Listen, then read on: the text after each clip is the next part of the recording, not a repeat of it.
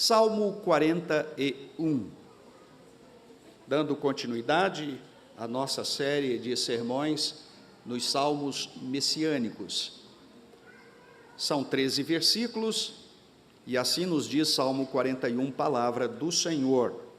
Bem-aventurado o que acode ao necessitado, o Senhor o livra no dia mau. O Senhor o protege, preserva-lhe a vida e o faz feliz na terra. Não o entrega à discrição dos seus inimigos. O Senhor o assiste no leito da enfermidade. Na doença, tu lhe afofas a cama. Disse eu: compadece-te de mim, Senhor, sara a minha alma, porque pequei contra ti. Os meus inimigos falam mal de mim. Quando morrerá e lhe perecerá o nome? Se algum deles me vem visitar, diz coisas vãs, amontoando no coração malícias. Em saindo, é disso que fala. De mim rosnam a uma todos os que me odeiam. Engendram males contra mim, dizendo: peste maligna deu nele. E caiu de cama, já não há de levantar-se. Até o meu amigo íntimo, em quem eu confiava, que comia do meu pão, levantou contra mim o calcanhar. Tu, porém, Senhor, compadece-te de mim e levanta-me, para que eu lhes pague segundo merecem. Com isso conheço que tu te agradas de mim, em não triunfar contra mim o meu inimigo. Quanto a mim, tu me sustenta na minha integridade e me pões à tua presença para sempre. Bendito seja o Senhor, Deus de Israel, de eternidade para eternidade. Amém e amém. Oremos. Pai celestial, em tua presença nos encontramos, e, ó Deus, nesta hora, quedamos aos teus pés para ouvir a tua palavra. Assim, pois, Senhor, cativa nossos corações e nossas mentes e fale conosco, a fim de que o Senhor seja glorificado e sejamos edificados e instruídos na tua palavra. É nossa oração em nome de Jesus. Amém. Só lembrando, queridos irmãos, que os salmos messiânicos, então, são um conjunto de salmos encontrado na Bíblia e que são considerados proféticos, relacionados, então, ao Messias, ou seja, ao prometido Salvador. Esses salmos são vistos, então, como previsões ou como revelações sobre a vinda e o papel do Messias na redenção da humanidade. Tendo dito isso, compreendamos um pouco agora o Salmo 41. Qual é o cenário do Salmo 41, queridos irmãos? Davi está doente, e ele nos diz isso exatamente no verso 4. Ele diz que é porque ele desobedeceu a Deus. Possivelmente foi quando ele enviou Urias para a morte, para que pudesse se casar com a esposa dele. Esta história está registrada em 2 Samuel, capítulo 11, versos 6 a 17. Quando Davi, então, estava doente, muitas pessoas foram visitá-lo. Ele pensou que todas elas fossem seus amigos, verdadeiramente. Mas nem todos eram. Eles estavam procurando coisas ruins para dizer sobre Davi, assim como os 3 amigos de Jó procuraram falar contra Jó quando foram visitá-lo. Eles queriam que ele morresse para que houvesse um novo rei. O povo, ou o novo rei, seria então Absalão, um dos filhos de Davi. E nós vamos encontrar essa história exatamente entre os capítulos, ou nos capítulos 15 a 18 de 2 Samuel. Um dos visitantes de Davi era um a quem ele diz meu amigo íntimo, ou amigo íntimo. Isso está no verso 9. Mas, ao ler o Salmo na sua totalidade, verificamos que ele era um amigo cruel. Como os outros visitantes, este amigo íntimo só encontrou coisas ruins para dizer acerca de Davi. E o verso 9, o Senhor Jesus o repete pouco antes de morrer, relatado pelo evangelista João no seu evangelho, no capítulo 13, verso 18. Tendo feito, então, esse background, essa base, esse cenário do Salmo 41, vamos analisá-lo, queridos irmãos, e depois aplicá-lo de forma clara ao nosso coração. A análise do Salmo, então, o Salmo começa, na sua versão está bem-aventurado. Entretanto, o texto original começa ao mestre de canto, o Salmo de Davi, que está no título da nossa versão ARA, ou Revista e Atualizada. Ao mestre do canto, o Salmo de Davi, bem-aventurado que acode ao necessitado, o Senhor o livra no dia do mal. O que esse versículo quer dizer, queridos? Esse aspecto da vida de Davi não é visto nos livros históricos, onde Davi é apresentado especialmente ou principalmente como um rei guerreiro ou um grande guerreiro, derrotando os inimigos de Deus e os inimigos do seu povo. Mas agora, neste verso, ele considera que precisa da ajuda divina para ser libertado do seu inimigo, ou dos seus inimigos, o seu inimigo maior, dentro dele mesmo, ou ele mesmo. E à medida que nós avançamos para o verso 2, nós temos a continuação do tema, onde o verso 2 diz, olha aí na sua Bíblia, o Senhor o protege, preserva-lhe a vida e o faz feliz na terra, não entrega a discrição dos seus inimigos. Mesmo estando nessa condição, Davi tem a confiança da proteção e do cuidado de Deus, mantendo-o vivo, e que não será entregue à vontade dos seus inimigos.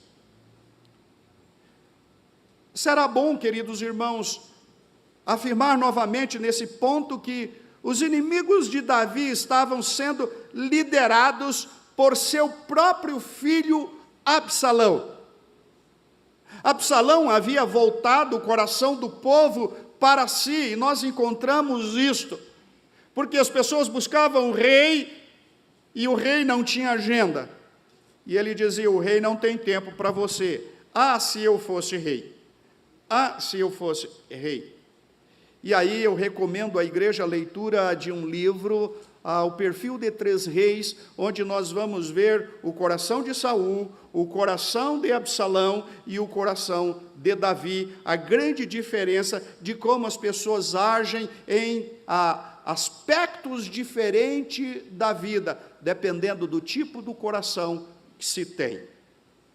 Ora, então, Absalão escolhe um momento para iniciar a sua revolta. E momento melhor não houve que este em que Davi está doente, Davi está fraco. Entretanto, Absalão não entendeu que Davi possuía um recurso que ele não, de que o Senhor estava ao seu lado, de que o Senhor era o seu protetor. O verso 13, o Salmo diz, o Senhor o assiste no leito da enfermidade, na doença tu lhe afofas a cama. O texto, queridos irmãos, não diz claramente, não informa detalhadamente qual a doença que afligiu Davi. Mas, novamente, a sua confiança está no Senhor para a sua recuperação, ou para a sua cura, e que a rebelião do seu filho e daqueles que o seguem será debelada. Podemos ver que Absalão aproveita então esse momento especial. Mas Absalão também sabe que, por mais que Davi fosse um guerreiro, um homem treinado em táticas de guerra, um verdadeiro líder, fica difícil alguém na cama, alguém doente, liderar um exército. Assim, Absalão entende que esse é o melhor momento, porque Israel, ou o exército de Israel, ficará sem o seu maior líder, pois esse está doente. Verso 4, disse eu, compadece-te de mim, Senhor, sara a minha alma, porque pequei contra ti. Aqui no verso 4, então, Davi pode muito bem estar se referindo ao crime de adultério e de assassinato, sem contar outros que se faz presente em toda essa trama, em toda essa história, mas especificamente referindo-se ao crime de assassinato contra o seu fiel servo Urias, o hitita. Embora Deus lhe tivesse perdoado, conforme o próprio profeta Natã lhe diz, Deus traspassou o seu pecado. Ou ainda, ele poderia estar referindo-se à desordem em sua própria casa, decorrente também deste seu pecado. Há crimes que ficaram impunes, como o incesto de Amon contra a sua irmã Tamar, o assassinato ou fratricídio de Absalão contra o seu irmão Amon.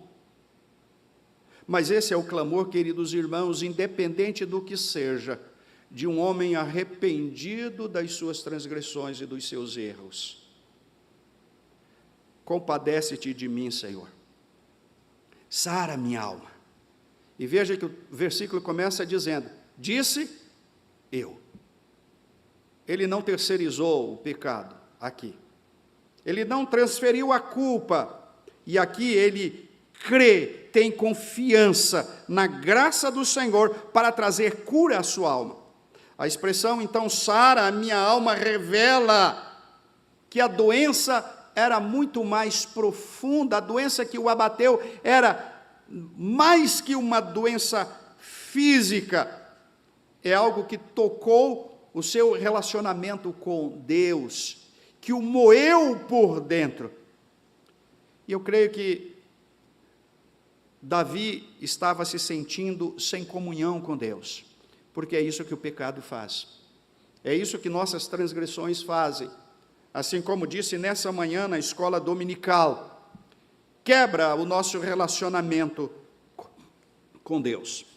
No verso 5, queridos irmãos, Davi continua falando, os meus inimigos falam mal de mim, quando morrerá e lhe perecerá o nome?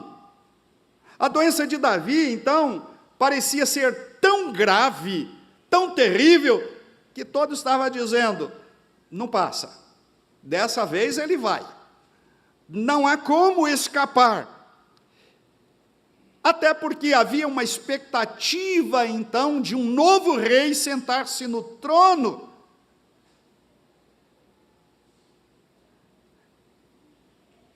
Isto, irmãos, é efetivamente agravado, mas ele confia no Senhor.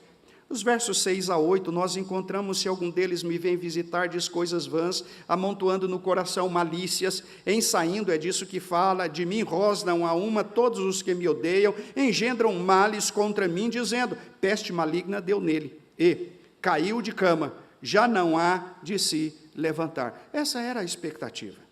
E nesses 3 versículos, queridos irmãos, aqueles que se dizem amigos de Davi, mas na verdade são adversários de Davi, eles têm a expectativa e eles conspiram com Davi, têm a expectativa da sua morte e conspiram de um momento especial para levantar um novo rei.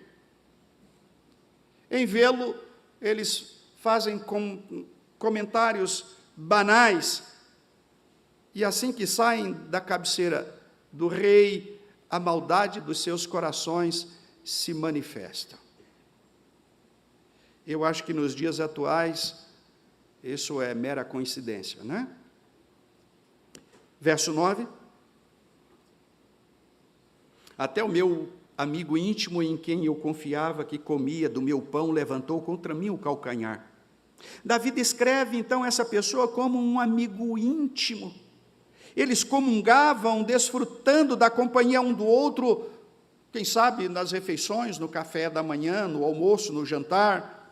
Após isto, Davi confiava a ele, discutia com ele assuntos de Estado, estratégias de gestão pública, de governança, de batalhas, buscando nele conselho. Agora Davi percebe que este, a quem ele considerava amigo íntimo, era mais um dos conspiradores.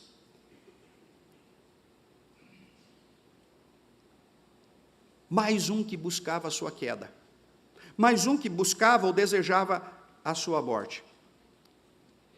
E provavelmente, queridos irmãos, Davi esteja se referindo aqui a Aitofel, como nós encontramos em 2 Samuel, capítulo 15, verso 12, quando o texto sagrado assim nos diz: também Absalão mandou vir Aitofel, gilonita, do conselho de Davi, da sua cidade de Giló, ou de Gilo, enquanto ele oferecia os seus sacrifícios, tornou-se poderosa a conspirata e crescia em número o povo que tomava partido de Absalão.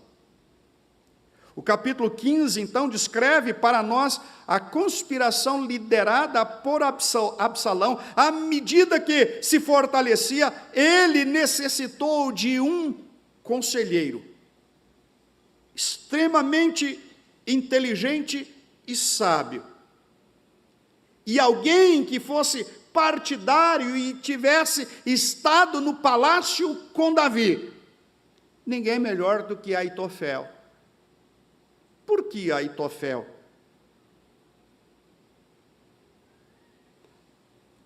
Absalão quer informações privilegiadas. Sim. Absalão quer orientações de como Davi agiria naquela situação para fazer uma contraofensiva. De como Davi reagiria a essa ação de Absalão, a esta rebelião, a esta conspirata. Por que Aitofel? Irmãos, nós podemos verificar que Aitofel tinha suas próprias razões também de ódio contra Davi. Isso a partir de 2 Samuel, capítulo 15, verso 13. Ora, Aitofel é pai de Eliã, pai de Batseba, mulher de Urias. Quer prato melhor para uma vingança? Quer oportunidade melhor para a vingança? Enquanto isso acontecia, chegou a Davi a notícia de que o seu conselheiro Aitofel estava entre aqueles que seguiam Absalão e era seu conselheiro.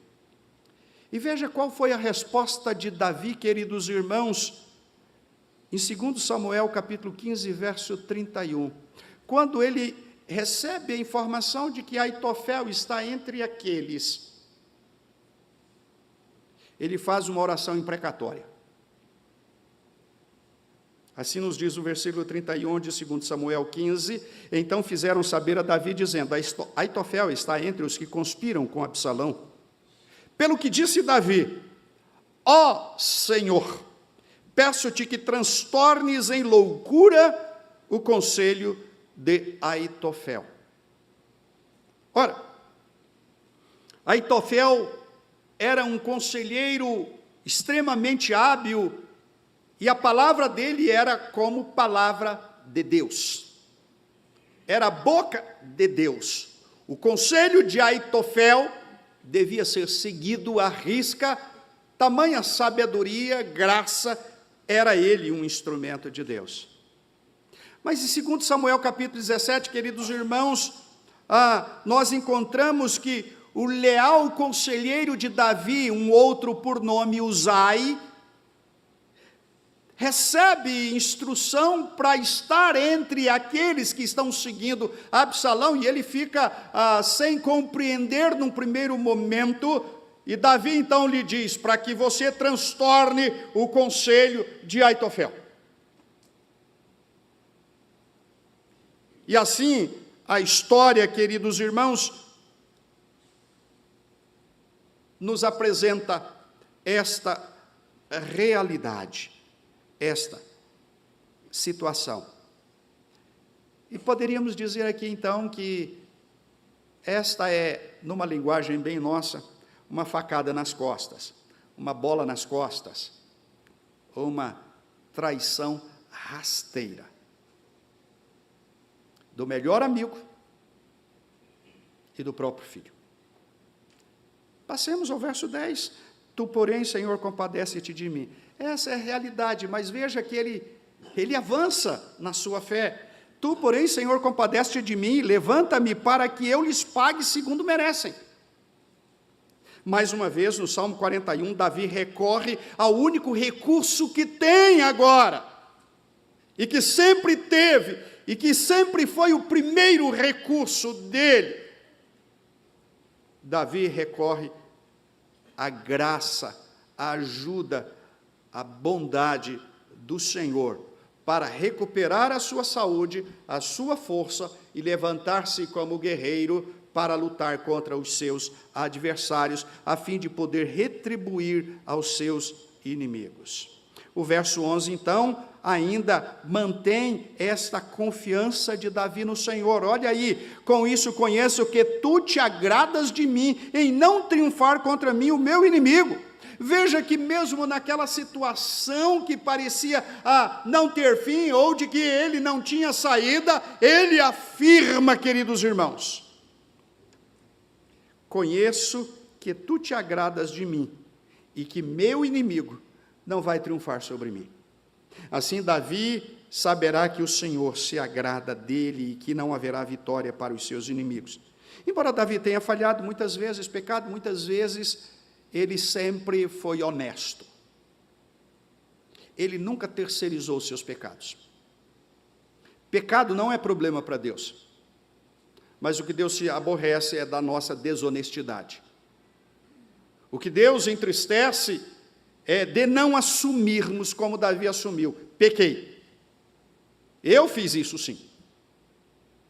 E como ele mesmo expressara lá em Samuel, esse homem deve morrer. E Natã disse, você já deu a sentença para você mesmo. Entretanto, Deus é misericordioso contigo. Tu és um eleito. E ele traspassou o seu pecado. E aí, avançamos ao verso 12.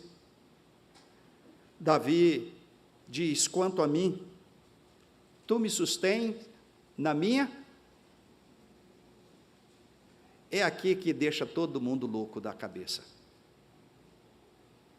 Esse crente miserável, pecador, fez isso, fez isso, fez isso, fez isso, fez isso, fez isso, e agora vem dizer que Deus o sustém na sua integridade. Ele era inteiro.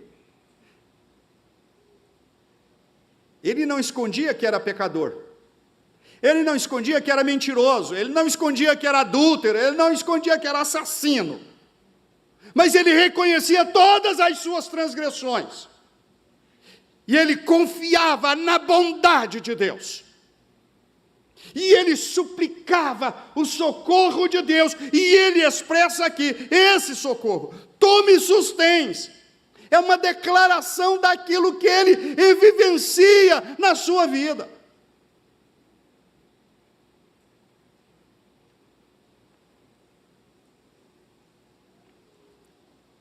E aí o final do verso 12 é lindo.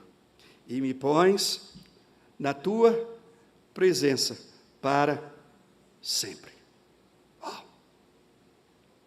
Davi, então, irmãos, é descrito segundo o coração de Deus, lá em 1 Samuel capítulo 13, verso 14.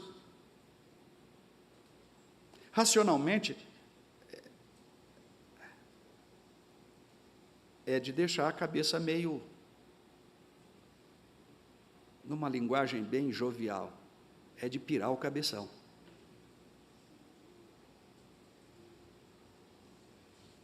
O homem faz tudo, depois diz que Deus o sustém na sua integridade e que ele fica na presença de Deus para sempre. E Deus diz: esse é um homem segundo o meu coração. Por quê? Porque Deus sabe que todos nós somos pecadores, que nós pecamos. É o pós isso, é o depois, é como agimos ou reagimos diante dessas circunstâncias, e que vai dizer efetivamente o que é, ou quem somos. Se nascemos de novo, ou Deus mudou o nosso coração ou não. E daí então chegamos ao final do Salmo, no verso 13, que há uma explosão de louvor. Bendito seja o Senhor, Deus de Israel, da eternidade para a eternidade. Amém e amém. Que assim seja, que assim seja. Muito bem, irmãos. Esse é o fato histórico. Isso é a realidade. Este é o cenário do Salmo. Aquilo que o salmista, que Davi vivenciou e expressou neste Salmo. Tá, e o que isso tem a ver então com a aplicação messiânica ou o conhecimento messiânico deste Salmo? Eu fiquei cheio de alegria no meu coração, e permita compartilhar com os irmãos sem nenhuma soberba. Eu disse: o Senhor está me ensinando, cada dia parece que eu estou entendendo melhor os salmos messiânicos, de vê-lo de um jeito e ver a aplicação dele, eu compreender isso. Senhor, vai fazendo isso mesmo, eu preciso. Então, agora que vimos o cenário, irmãos, consideremos quais versículos se aplicam, então, ao nosso Senhor Jesus Cristo, em sua vida aqui na terra, que tem implicações, então, messiânicas. Há um versículo, queridos irmãos, que se alinha perfeitamente com Judas Iscariotes, é o verso 9, olha aí. Até o meu amigo íntimo, em quem eu confiava, que comia do meu pão, levantou contra mim o calcanhar. Historicamente fala de Aitofel, messianicamente fala de Judas Iscariotes. No entanto, outros versículos, queridos irmãos, deste Salmo, que eram verdadeiros sobre Davi, mas muito mais sobre o Senhor Jesus em sua vida aqui. Por exemplo, olhe aí o verso 1. Bem-aventurado que acode ao necessitado. Isso me fez lembrar, queridos irmãos, a resposta que o Senhor Jesus deu aos discípulos de João Batista, que foram procurá-lo. Vai ver se ele é o Messias mesmo. Então Jesus lhe responde, lá em Lucas 7, 22, queridos irmãos, Jesus dá uma resposta extremamente habilidosa, ampla, sem dizer, eu sou. Olha só o que o texto sagrado diz, talvez esteja aí já na transparência. Transparência é coisa do meu tempo, viu? Perdão. Eu sempre estou cometendo esse erro, ok? Me perdoe. Lucas 7, 22. Então Jesus lhe respondeu, ide e anunciai a João o que vistes e ouvistes. Não apenas ouvistes, mas primeiro o que viste e ouviste.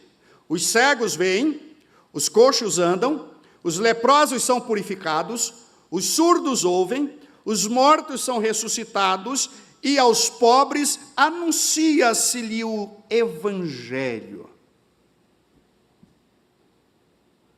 Quando nós olhamos para esse versículo, Lucas 7, 22, queridos irmãos, nós encontramos 5 grupos de pessoas que perderam alguma coisa.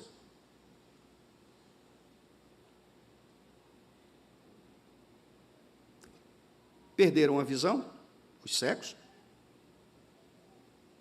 né? A capacidade de andar, os coxos. A saúde, os leprosos que foram purificados. A audição, os surdos. Os mortos. E o sexto grupo, o que carece de meios financeiros, que são os pobres. E a esses, o que lhes é anunciado? Vocês vão ter grana no final do mês, casa, carro novo, muita grana para viajar, isso tudo. É isso? Não. A esse grupo e aos pobres, anuncia-se-lhes o Evangelho. Vocês têm um tesouro nos céus.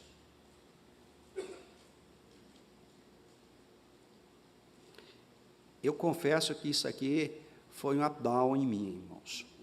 Sabe? Mesmo. Daquele de boxe.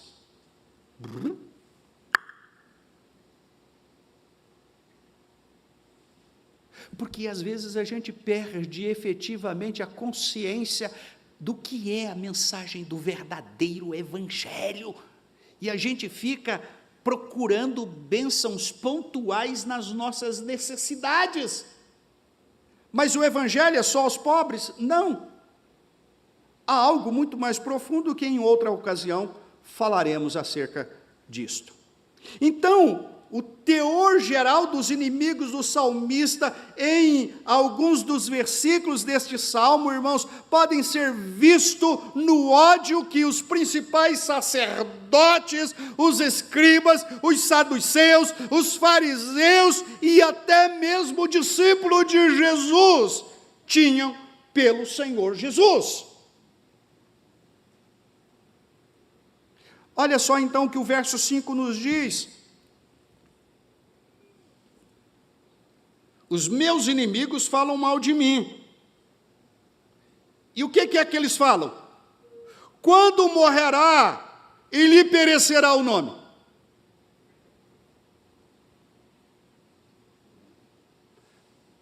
Quando é que essa praga vai para o outro mundo? E isso nós podemos então ligar perfeitamente, queridos irmãos, quando o evangelista João, no seu evangelho, no capítulo 18, no verso 14, diz: ora, Caifás era quem havia declarado aos judeus ser conveniente morrer um homem pelo povo. Davi não morreu, mas Jesus morreu. Então chegamos agora ao versículo que nos leva claramente a Judas Iscariote, o verso 9, vamos vê-lo mais uma vez. Até o meu amigo íntimo, em quem eu confiava, que comia do meu pão, levantou contra mim o calcanhar. O verso 9, então, queridos irmãos, está falando do amigo íntimo de Davi, que nós já citamos aqui algumas vezes, e do modo como Davi deve ter sentido a traição, apesar da ligação dele com Batseba, Urias, Eliã e Aitofel. Não é o caso do Senhor Jesus. Mas a experiência de Davi é apenas uma pálida ilustração da dor sentida pelo Senhor Jesus em relação a Judas. Quando Judas chega com a soldadesca e beija Jesus, Jesus olha para ele e diz: amigo, com um beijo, tu traís o Filho do Homem? Amigo. Não foi uma frase zombeteira. Foi: eu sempre te considerei amigo. Sempre, irmãos, que temos os discípulos listados nos evangelhos sinóticos, Judas é sempre colocado em último lugar e referido a ele como aquele que trairia o Senhor Jesus. Ou melhor, como alguém tendo um demônio, o capiroto, o encardido que estava nele, ou que o dirigia, que o conduzia. Judas teve todas as oportunidades para crer verdadeiramente no Senhor, se arrepender dos seus pecados, como os demais discípulos tiveram. Em algum momento lhe foi dada a responsabilidade de cuidar da bolsa monetária dos discípulos, de ser o tesoureiro daquela comitiva do Senhor Jesus. Ele foi usado junto com os demais quando enviado pelo Senhor para proclamar o reino de Deus, as boas novas, a curar os enfermos, a expulsar os demônios. O texto não diz se ele expulsou, mas a comitiva fez todas essas coisas. Contudo, nem isso tocou o coração de Judas. Mateus 26, queridos irmãos, registra o momento decisivo da vida de Judas. Lá no capítulo 26 do Evangelho de Mateus, dos versos 14 a 16, nós encontramos o seguinte: então um dos 12 chamados Judas Iscariotes, indo ter com os principais sacerdotes, propôs: que quereis dar, ou que me quereis dar, e eu vou-lo entregarei? E pagaram-lhe 30 moedas de prata, e desse momento em diante buscava ele uma ocasião para o entregar. João 13, 2 afirma nessa mesma linha, ou nessa mesma revelação: durante a ceia, tendo já o diabo posto no coração de Judas Iscariotes, filho de Simão, que traísse a Jesus, isso já estava no seu coração. Ao ponto de Jesus dizer a Judas: o que tens para fazer, faze-o imediatamente. E o próprio texto bíblico imaginou que fosse alguma necessidade, uma vez que ele era o tesoureiro.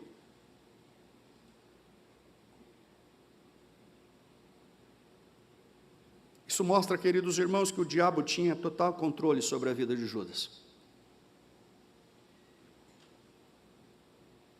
Andando com Jesus, andando com os discípulos de Jesus, fazendo as mesmas coisas, estando no mesmo ambiente.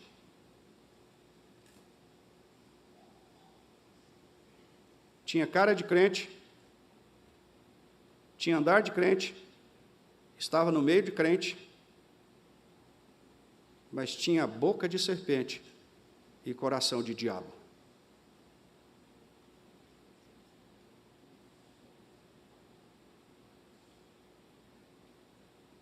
Nessa próxima escritura que quero ler para os irmãos, que encontra-se em João 13, 18 a 19 e 26 a 30, e quero lê-lo mesmo, tem uma ligação mais clara com o Salmo 41. Assim nos diz João 13, 18 e 19, 26 a 30. Não falo a respeito de todos vós, pois eu conheço aqueles que escolhi. É antes para que se cumpra a Escritura: aquele que come do meu pão levantou contra mim o seu calcanhar. E aqui é a citação do verso 9 do Salmo 41. Desde já vos digo, antes que aconteça, para que quando acontecer, creiais que eu sou. 26 a 30, respondeu Jesus: é aquele a quem eu der o pedaço de pão molhado, porque há um fato ali, os irmãos poderão verificar em casa, depois a sequência para que se chegue aqui. Respondeu Jesus: é aquele a quem eu der o pedaço de pão molhado. Tomou, pois, um pedaço de pão e, tendo-o molhado, deu-o a Judas, filho de Simão Iscariotes, e após o bocado, imediatamente entrou nele Satanás. Ele ficou possuído pelo demônio mesmo. Então disse Jesus: o que pretendes fazer, faze-o depressa. Nenhum, porém, dos que estavam à mesa percebeu a que fim lhe dissera. E como já disse aos irmãos, eles imaginaram outra coisa. E tendo recebido o bocado, saiu logo, e era noite. Nessa escritura temos o Senhor Jesus citando o 41:9, queridos irmãos, onde Davi se refere a Aitofel, Jesus se refere a Judas Iscariotes. Nas escrituras, citada ainda há pouco, o Senhor disse claramente a Judas que ele sabia o que ele iria fazer. É como se Jesus dissesse: eu sei que tu vais fazer, então faze-o imediatamente.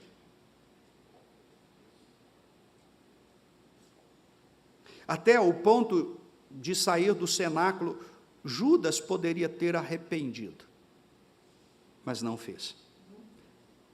E quando ele toma essa atitude, ele ultrapassou a linha. Não há mais volta. Não há como voltar atrás. Não houve como voltar atrás. E Mateus registra que Judas estava ciente do que iria fazer. E o Senhor sabia exatamente das suas intenções traiçoeiras. Os irmãos, então, depois leiam, por favor, o verso 26, ou capítulo 26 de Mateus, versos 20 a 25.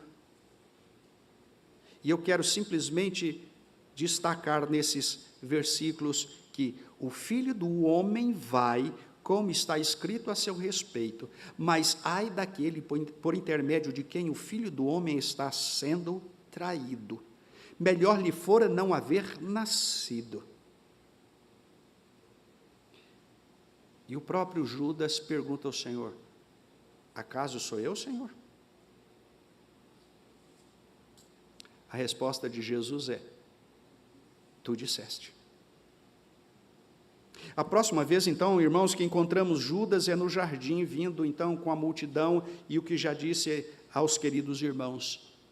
Ele apresenta Jesus e Jesus diz: amigo, tu traís. Do verbo trair, viu?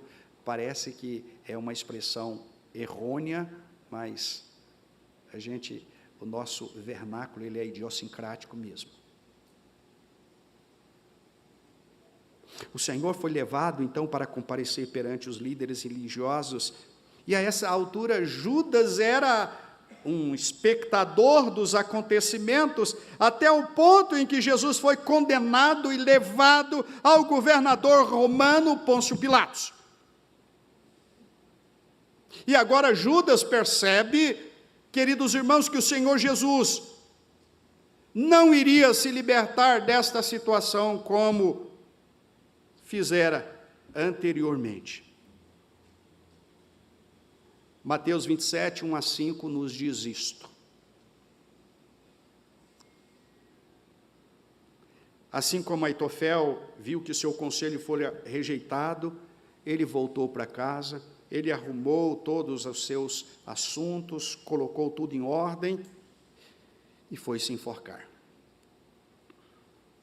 Aqui, Judas, vendo que os acontecimentos não seguiram de acordo com o que ele havia planejado,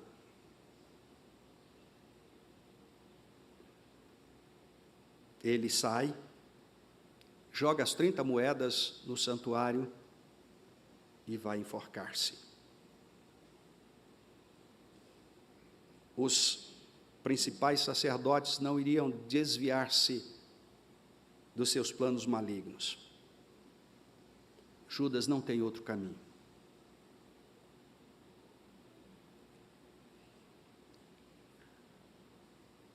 Tendo verificado este salmo, no seu cenário histórico, na sua aplicação messiânica, quais aplicações nós podemos extrair deste salmo para nós, queridos irmãos? Judas fez um grande espetáculo ao parecer ser um verdadeiro seguidor de Jesus Cristo. Mas sua mente e seu coração, e até os seus atos, muitas vezes estavam dominados pelo diabo.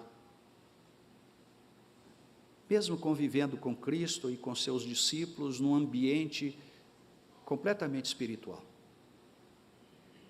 Ele havia observado que Jesus podia livrar-se e os seus discípulos de muitas situações perigosas, porque assim o fez no passado.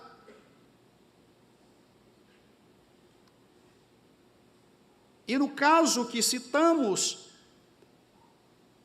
ele pode muito bem ter pensado que Jesus faria novamente o mesmo, isto é, que sairia desta situação embaraçosa, catastrófica, e que ele poderia, então, com as 30 moedas de prata, acobertar os roubos que vinham fazendo na bolsa coletiva. E aí ninguém saberia. Quantas vezes nós agimos à semelhança de Judas Iscariotes, sabendo que Deus é poderoso para sair de qualquer situação e nos livrar de qualquer situação. Aí enfiamos os pés pelas mãos, as mãos pelos pés, eu não sei bem como é que é, e aí envolvemos com o pecado, envolvemos com o mundo, envolvemos com o diabo, envolvemos com as suas coisas, imaginando que, mais uma vez, o Senhor vai fazer como fez com Davi, como Jesus fez com os discípulos. E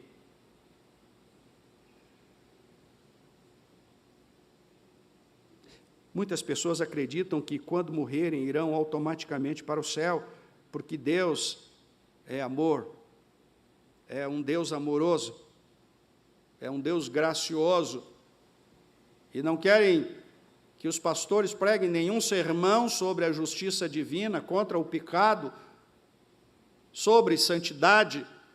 Isso faz mal.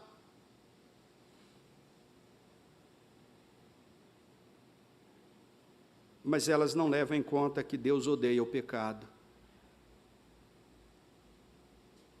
Elas não levam em conta que o único meio de se libertarem é por meio de Jesus Cristo, o caminho de salvação, num processo de santificação, abrindo mão das coisas terreais e dos seus quereres.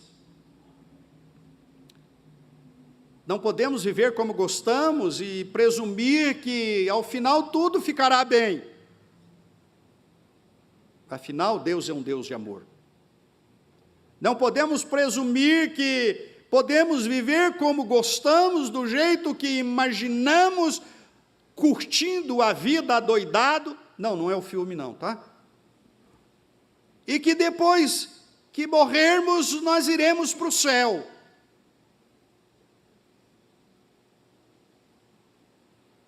Não é bem assim.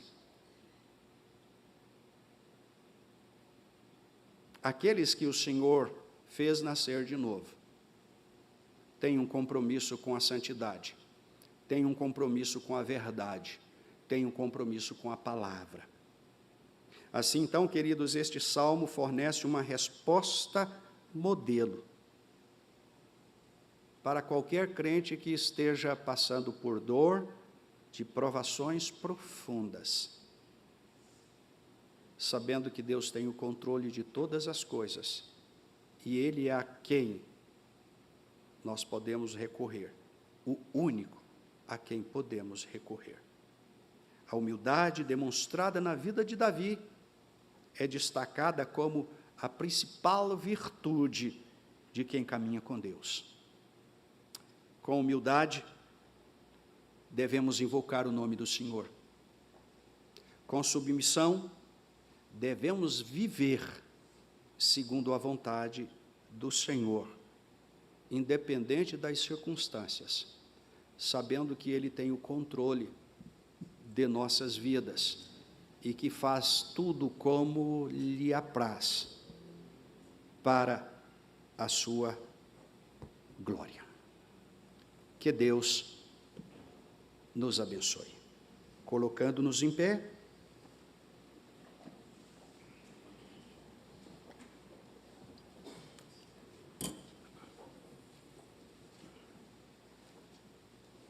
oremos. Pai de amor,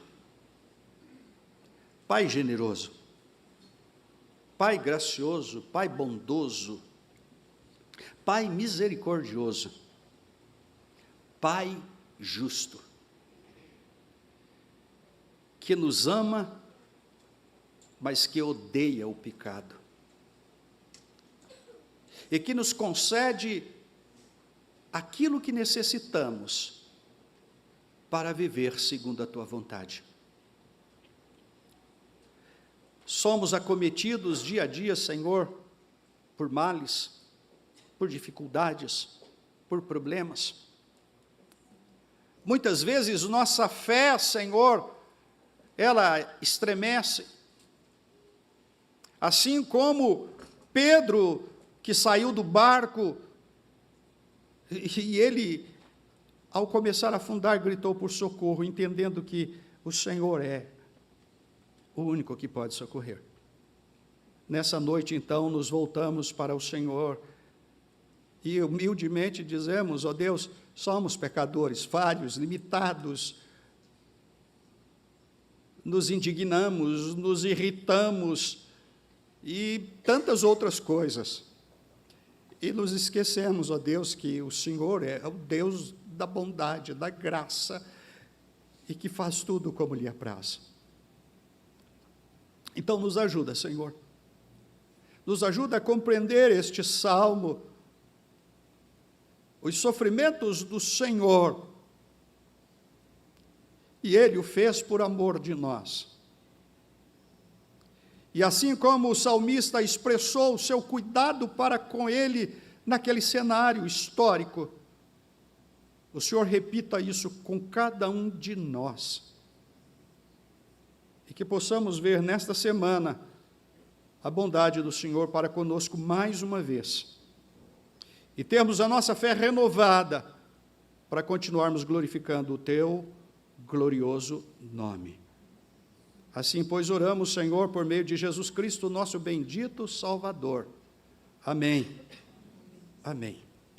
Amados irmãos, que o amor de Deus, o nosso Pai, a graça inefável de Jesus Cristo, Filho Salvador, as benditas consolações do Espírito Santo, sejam convosco, com todo o povo do Senhor sobre a face da terra, não só agora, mas para todo sempre. Amém.